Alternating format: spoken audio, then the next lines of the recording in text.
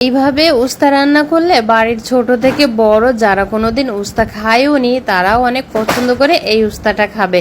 তো চলুন আমি দেখিয়ে দিচ্ছি যেভাবে রান্না করতে হবে। তো প্রথমে উস্তার সাথে একটা আলু, ছোট সাইজের একটা আলু আমি এভাবে কেটে নিয়েছি। আপনাদের পছন্দ অনুযায়ী কিন্তু আপনারা কেটে নিতে পারেন। তো ধুয়ে পানিটা ঝরিয়ে নিয়েছি ভালো করে।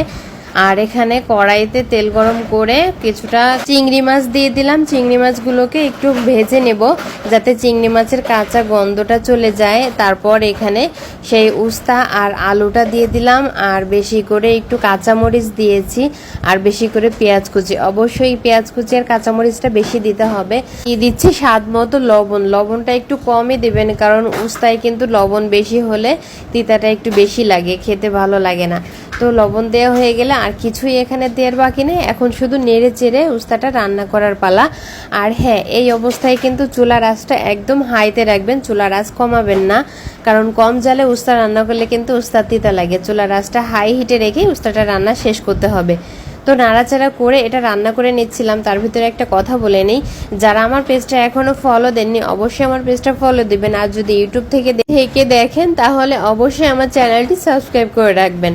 আর হ্যাঁ, উস্তা রান্নার আগে কিন্তু অবশ্যই উস্তাটাকে লবণ দিয়ে ভালো করে কষলিয়ে পানি ফেলে দিবেন না। এভাবে রান্না করলে উস্তার পুষ্টিগুণ নষ্ট হয়ে যায়।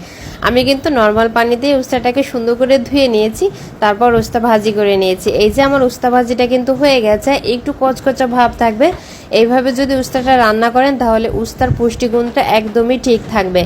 তো আমি এটাকে তুলে নিচ্ছি, হয়ে গেছে আমার উস্তা ভাজি। আর এটা খেতে একদমই তিতা লাগে না, অসম্ভব মজার হয় এভাবে উস্তা ভাজি করলে চিংড়ি মাছ দিয়ে। আশা করি আপনারা সবাই ট্রাই করবেন, আর রেসিপিটি ভালো লাগলে অবশ্যই লাইক, শেয়ার ও কমেন্ট করতে ভুলবেন না।